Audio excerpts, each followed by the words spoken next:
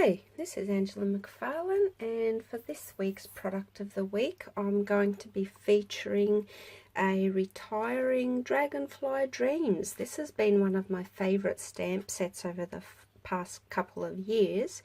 I just wanted to share with you a card with a few other things that will also be retiring. There's the detailed Dragonfly thinlits, which just work beautifully with this set. I'll just give you a little bit of a look at what else you can do with it. It's got these gorgeous little dragonflies too, and here's just another one with a big dragonfly. Anyway, I'll show you how to make this quick card, which features the entire set, the stamp set and the framelits. And also I'll be using a retiring hexagons embossing folder as well. So I'll just share with you how I've done this. For the base I've used So Saffron, and I've cut a piece of A4 in half to make it A5, and I'll just fold that in half using my bone folder. And then to layer the card, I've actually placed a piece of vellum over the top of it as well. It softens the stamping. But first of all, I'll stamp on the Whisper White, and that's just 5mm shorter all the way around. So that is 10 centimeters by 14.3 centimeters.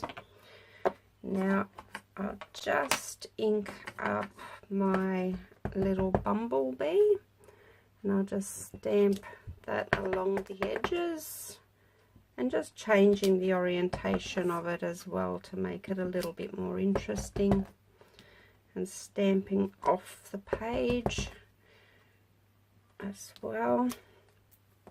So once I've stamped that in my Memento ink,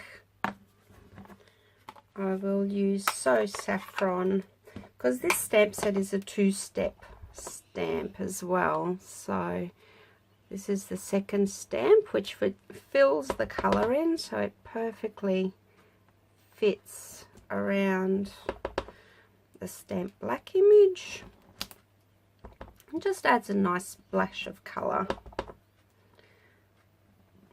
Just stamp that. What I love about our Stampin' Up! Inks is that they dry so quickly. So that is ready to go now. I can attach that to the front of my card, and I'll just use a little bit of snail adhesive. So that will create the first layer of our card. Stick it on. And then to attach the vellum, because it's see-through, you can normally see where the adhesive is. So I will be placing a banner in that section there. So that's where I'm going to put my snail. So I'll just put a few strips of snail. I won't go down too far because of the banner part. And this piece of vellum is exactly the same size as my Whisper White piece, which is 10 centimeters by 14.3 centimeters. So I'll just attach that to the top. Now, just to save a little bit of time, I've run this strip of So Saffron through the Big Shot, through the embossing folder already. I just grab my triple banner punch, pin that in and cut that off to create a nice quick flag there. I've already attached some double-sided tape as well. I'll just attach a piece of twine around the top and just sort of twist that around twice, and you can either tie a bow or a knot, whatever you prefer. I'll just do a knot, double knot to keep it in place, and I'll just crisscross it over to make it look a little bit more interesting. Okay, I'm going to trim that off.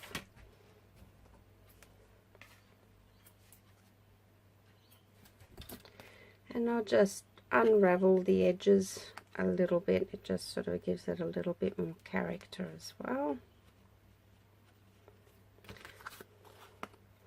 So you can play with your knot to have it going in the direction that you want.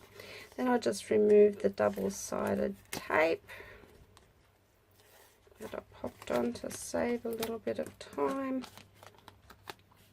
And then I'll just attach that to the top of my Whisper White, like so.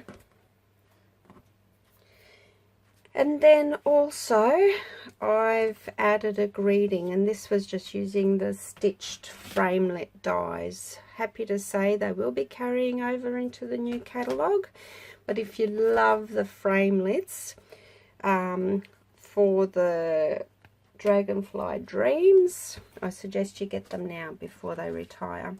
Okay, so I've pre-cut a oval, and I'll just use the Memento ink for the greeting, and I've got someone in mind who I'll be sending this card to a wonderful friend. Stamp that, and then I'll just pop a few dimensionals on the back of that to give that a little bit of lift.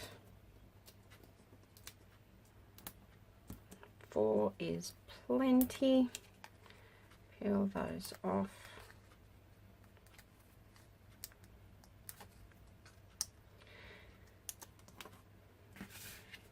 And if you love this set, I suggest you get it before it's too late. I know this is one I won't be parting with in a hurry. So just attach that with the dimensionals.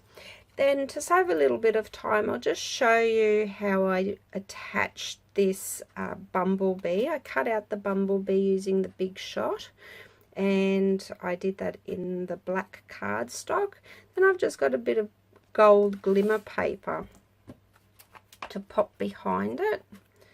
And I'll just attach a little bit of liquid Tombow glue to the bigger parts of the cut out bumblebee, and just pop that on and press it on just for a few seconds because of the uneven surface of the glimmer paper.